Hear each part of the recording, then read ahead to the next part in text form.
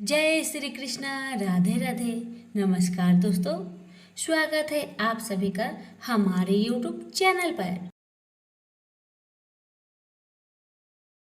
महाप्रसाद जननी सर्व सौभाग्य वर्धिनी आधि व्याधि हरा नित्यम तुलसी त्वम नमस्तुते। प्यारे भक्तगणों, आज आप श्रवण करेंगे माँ तुलसी की महिमा की कथा। ताकि महिमा को ध्यान लगाकर श्रवण करें और अपनी मन की इच्छा को माता के सामने रखें। आपकी सभी मनोकामना जल्दी पूरी होगी। था प्राचीन काल में हरिमेधा और सुमेधा नामक दो ब्राह्मण रहते थे। वो कहीं जा रहे थे। जाते जाते किसी दुर्गम वन में परिश्रम से व्याकुल हो गए। वहां उन्होंने एक स्थान पर तुलसी का दल देखा। सुमेधा तुलसी का महान वन देखकर उसकी परिक्रमा की और भक्ति पूर्वक प्रणाम किया। यह देख हरिमेधा ने पूछा कि तुमने अन्य सभी देवताओं और तीर्थ व्रतों के रहने तुलसी वन को ही क्यों प्रणाम किया? तो सुमेधा ने बताया कि प्राचीन काल में जब दुर्वासा के श्राप से इंद्र का ऐश्वर्य छीन गया, तब देवताओं और असुरों ने मिलकर समुद्र मंथन किया तो धन्वंतरी रूप में भगवान श्री हरि और दिव्य औषधियाँ प्रकट हुई।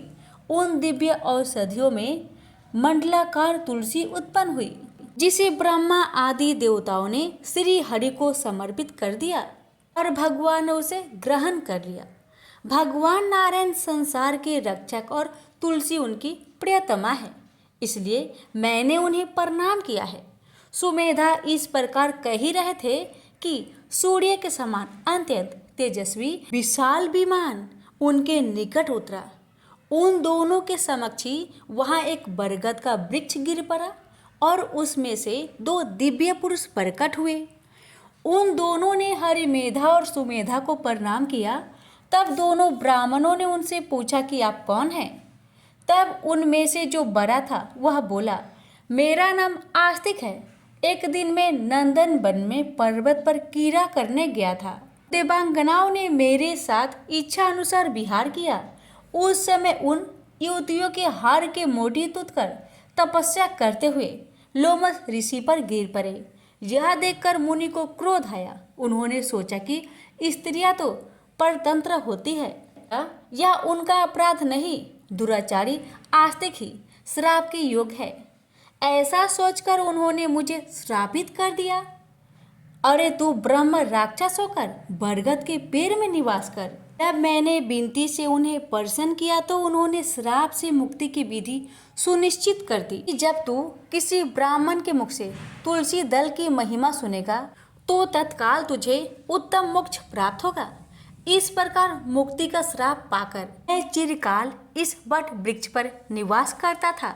आज देववश आपके दर्शन से मेरा छुटकारा हुआ है। तत्पश्चात वे दोनों श्रेष्ठ ब्राह्मण परस्पर पुण्यमयी तुलसी की प्रशंसा करते हुए तीर्थ यात्रा को चल दिए। इसलिए भगवान विष्णु को प्रसन्नता देने वाली इस कार्तिक मास में तुलसी की पूजा अवश्य करें और इनकी कथा का श्रवण अवश्य करें।